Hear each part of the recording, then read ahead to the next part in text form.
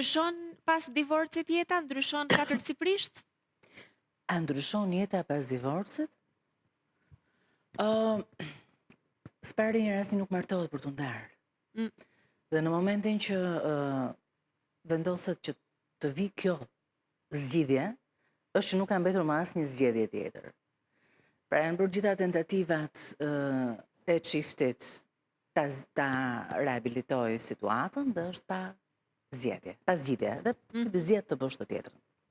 Se jemi zgjuar sot mëngjes me zgjedhjen si fjalë shumë e rëndësishme. Nëse një çift do të dojë të funksionojë mirë, do të duhet të rriten të dy. Dhe është proces, nuk është një moment. Nuk është dëshira e çastit që i çon dy të rinj për të vendosur për të qenë bashkë, që zgjedhin të jenë bashkë. Dhe familje bëhet kur vjen fëmia, atëherë është familja, aty fillojnë sfidat e vërteta. Se si do duhet përballohen gjërat. Kur pastaj në çift futen problematika të cilat janë shumë të mëdha dhe janë përtej marrëdhënies bashkëshortore, ku i ka në dorë vetëm ai që e ka një situatë apo një problem, pavarësisht se bashkëshorten apo bashkëshortin e afekton, nuk është në dorën e tjetrit, megjithëse tjetri vendoset në pozitën për ta zgjidhur, për të ndihmuar, për të qenë, për të kuptuar, është një gjë që e zgjidh vetëm ai që e ka një situatë që nuk funksionon për ta çiftit. Patjetër që ka ndryshim zemër. Minimalisht i kalon nga situata e stresuar në një situatë ku nuk është më ky stresi prezant. Dhe unë jam e bindur që për të gjitha gratë të cilat e ndërmarrin një veprim të tillë, shqetësimi kryesor është fëmia. Çfarë situate do të përjetojë ky fëmijë me prindrit në dy shtëpi të ndryshme. Për mua ky ka qenë problemi themelor, problemi kryesor.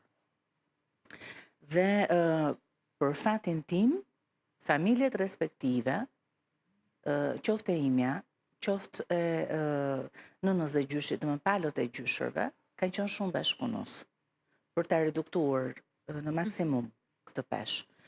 Por nuk është se nuk ka lënë shenja.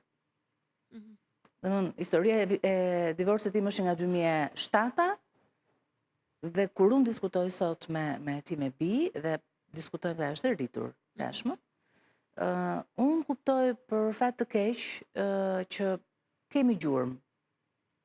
Ka gjurmë. Megjithëse jemi munduar t'ja reduktojmë. Por ta parë në egoizmin e gruas, me qënë se u referuat kësaj, çfarë ndodh me gruan? Nuk do ta quaj aq egoizëm, sa do ta quaj mbijetesë. Ti mbjeton.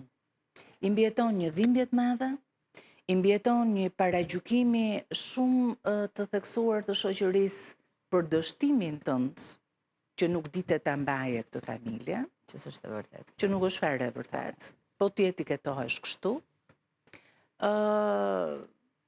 Për të shkuar pastaj në dimensione të tjera, Edmund Tupja thoshte femrat e divorcuara janë femra imorale potenciale.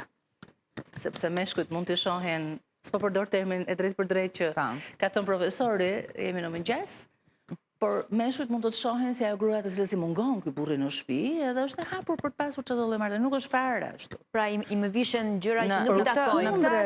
Përkundrazi, aspektin tjetër, ti e ke filtrin shumë të madh. Sepse e ke hundën për të kuptuar një sjellje që nuk të pëlqen apo nuk të përket dhe nuk të përshtatet shumë më të rafinuar se sa e ke pasur fëmijë kur ke besuar me gjithë zemër që po, ky djali që mu afrua dhe është i dedikuar dhe të dedikuar kanë qenë pa diskutim dhe nuk themi që nuk na kanë dashur. Patjetër, po s'ka funksionuar. Nuk na kanë dashur, na kanë dashur patjetër, i kemi dashur dhe ne shumë. Për sa kohë i bën baballarët e fëmijëve tan.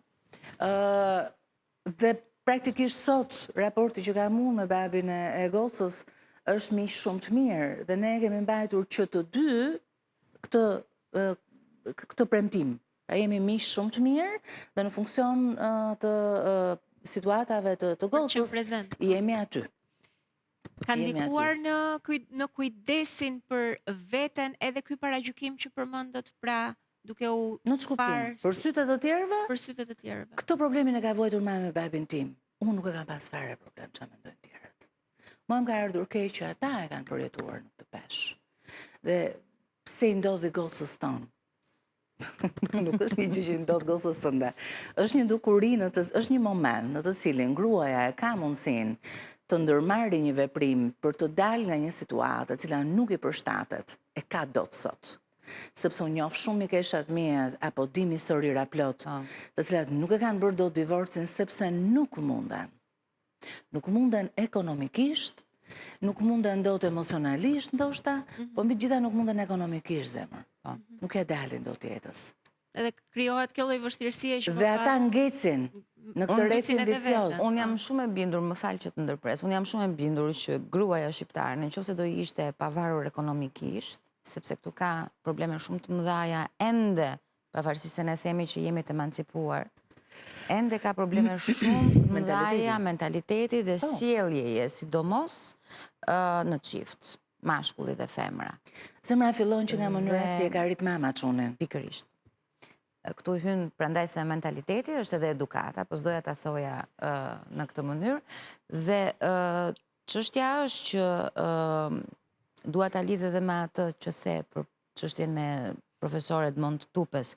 Është edhe ana tjetër, që ti kur del nga një divorc, ty të shohin njerëzit përveç se e predispozuar për të shthurur në një lloj mënyre, që kjo s'është e vërtetë se filtrat janë akoma dhe më për ndërtuar një familje tjetër. Përveç kësaj ka edhe një gjë tjetër, njerëzit të shohin si pambështetje pa krah, të shohin shumë të dobët. Akoma dhe sot? Edhe kjo është dhe vlera që ti mund të kesh pasur kur ke pasur figurën e mashkullit në krah, ty automatikisht të bie. Edhe kjo është vërtet. Edhe në karrierë, po. Në të gjitha rastet. I cili do të dali Zot. Po, i burri do të dali Zot, ndërkohë që nuk dihet për shembull që Zot i ke dalë dhe ti burrit kur keni qenë bashkë. Jo vetëm vetes. Edhe viceversa, patjetër. Në gjithë këto elementët, ti vendos të bësh një ndarje apo të shkëputash nga ky raport i cili nuk funksionon më, unë kam menduar për të mirë në gocës mbi të gjitha. Pra do të jemi shumë më mirë secili në shtëpinë e vet, që gocat marrin më të mirë, s'mund të rritet në një situatë toksike, dhe për më tepër një mamë e palumtur nuk bën dot fëmijë të lumtur.